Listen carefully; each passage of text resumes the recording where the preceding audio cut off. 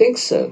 In fact, within 10 months of the Wind of Change speech, Britain had surrendered 2 key African territories, France 14. The rate of decolonization when it arrived was breathtaking.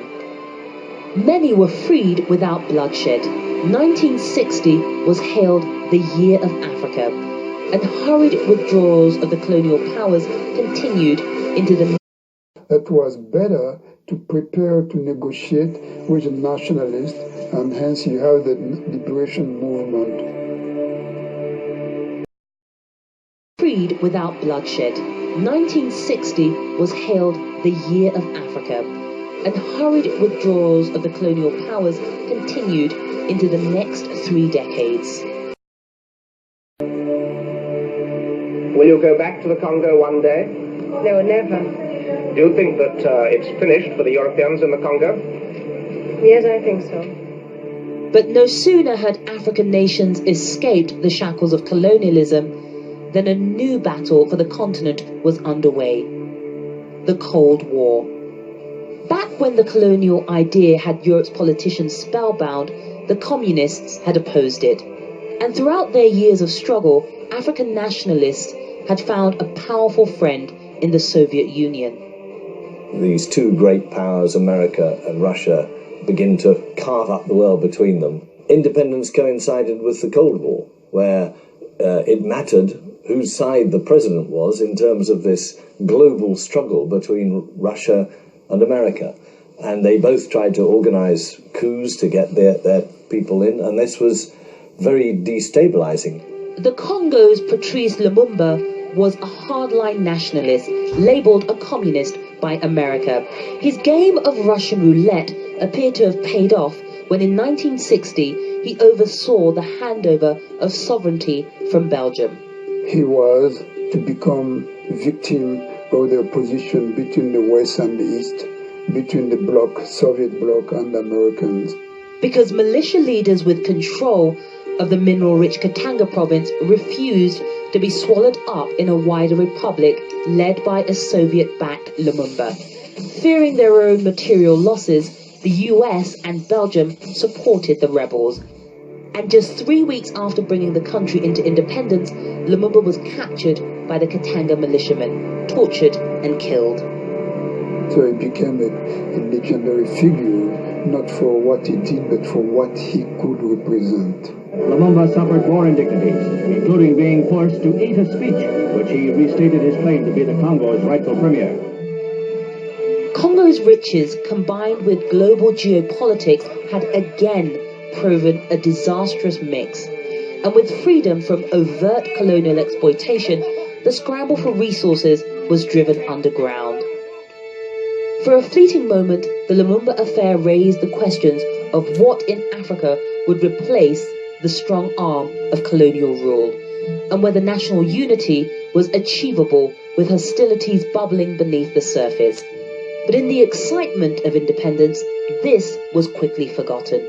I suppose one of the ironies is that the European countries that were democratic didn't really introduce much democracy to Africa. So when independence comes and people can vote, many of these countries then politically exploded. All sorts of political problems that had been suppressed by colonial imperial rule then burst out, and many of them, like in Congo, practically tore the countries to pieces. I think it was a very unplanned thing, frankly.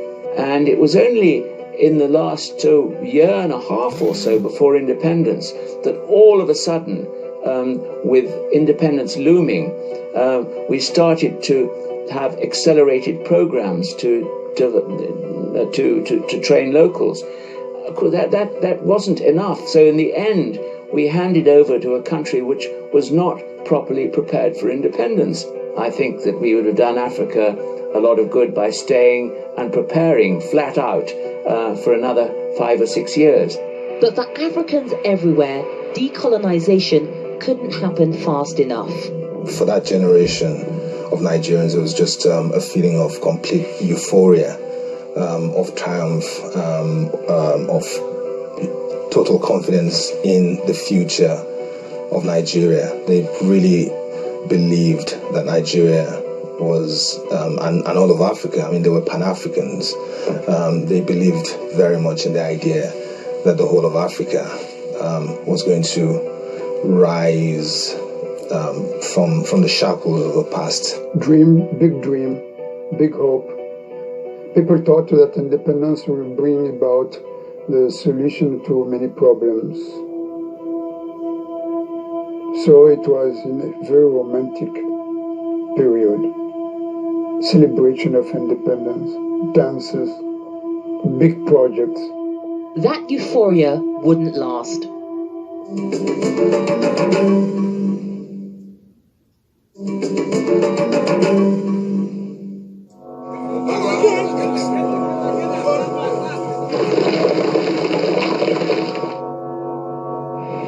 I think the 60s were a very violent decade, and so the initial euphoria disappeared very, very quickly within a year, maybe 2 years, and then from 62 to 1970, it was just one incident of violence, of carnage after another. It faded when the military began to seize power, and the military are not leaders, they are not political figures, they only are specialized in what? In the use of the weapon and so on. They have no political mission except to maintain the security of the country and so on. So you have the coming of new leadership for whom nobody voted. That was a terrible fact. Many newly sovereign states of Africa, left with the legacies of occupation and the challenges of state building, were soon consumed by bitter power struggles. In many places, militiamen overran the nationalist thinkers. Within the first 20 years of independence, there were 40 successful coups and many more failed ones. Former British territories were torn apart by ethnic conflict as the dark side of ruling by proxy gradually came to light. One of the problems with independence when it came was that the colonial powers hadn't ruled Nigerians as Nigerians. They'd ruled them as Hausa people or Yoruba people or Igbo people. They had ruled Kenyans as Kenyans, but as Kikuyu or Luo people. And suddenly they all had to be Kenyans, Nigerians. And very quickly the politicians naturally looked to their own people for their political power base, and politics became very ethnicized. In the 30 years which followed the Year of Africa, 2 million people are thought to have died in ethnic violence in ex-British colonies alone. In the case of Nigeria, basically when the British left in 1960, they left a political class that was already, even at that point, divided against itself. They had a system where the chiefs and the kings ran things and just reported to the district officers. In Western Nigeria, as a result of this encounter, schools were built, churches were built, and very quickly an educated elite emerged. In the north, again with the same system, the chiefs and the kings said, okay, we accept you as our colonial power, but can you just just stay out of our business of things? And so they, in most parts of the north, they would not allow churches and schools to be built. The consequence of that, about 100 years later, was that there was an imbalance between the north and the south. In the end, ended up in a civil war. But elsewhere, the problem wasn't the rate of decolonization, but the lack of it. France redefined its relationship with its African colonies to become the unseen hand in national affairs. Quietly, French control was going underground. The French never really left at independence. Behind, for many years afterwards, you would go to a ministry in Francophone Africa. You would talk to the minister, who would be African. Behind the door, there would be a Frenchman, signing the checks, doing the accounts, reporting to Paris. In 2006, President Sarkozy promised a cleanup of the French foothold in Africa, No more secrets. Real independence.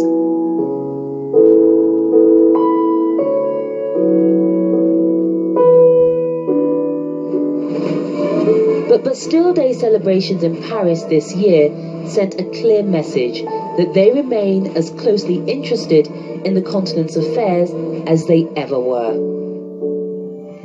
Ever since independence, domination of resources has continued to fuel violence in many states, with former Belgian Congo still seemingly locked in a vicious cycle of conflict over its mines. African rulers, foreign multinationals and governments have continued to strike deals to plunder commodities and helped cripple national economies already set back by the colonial experience. I suppose in the 19th century the Europeans just went in, enslaved people, forced them to dig and took it all for themselves. I think these days there's a complicity between the rulers of Africa and Western companies or middlemen. Mines in whichever country you're talking about needed somebody to bring in the personnel and the equipment to dig out the minerals, to employ people to continue to dig out the minerals, to maintain the place. Outside investment, then, as now, is terribly important. The continuing diversion of minerals isn't the only exploitative practice. Today, Africa is the largest recipient of external aid in the world, a continent where half the population survive on less than $1 a day.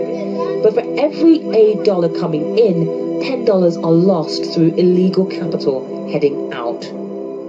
$437 billion has left Africa between 2000 and 2008. Left it illicitly, secretly, illegally. And much of that has flowed into tax havens owned by European countries, Britain particularly. And so the ordinary people of Africa haven't benefited from this last decade, which has been a very good decade for Africa economically. But when you go there, you still see people as poor as ever. Under a shadow financial system built on the ruins of colonialism, foreign banks and multinationals working in Africa avoid paying tax. Anonymous trust accounts, fake foundations, money laundering, tax havens, and trade mispricing all go unchecked. Since 1970, an estimated $854 billion has been lost, enough to have wiped out external debt, and have left $600 billion more for development. The financial rewards can be traced back to those countries proudly bailing out a dependent Africa with aid, a striking parallel to the colonial story. Also echoing the past, China is entering the scene once monopolized by Europe, opening up options for African commerce. The process of decolonization is still unfolding. It's quite interesting that China has now come into the scenario.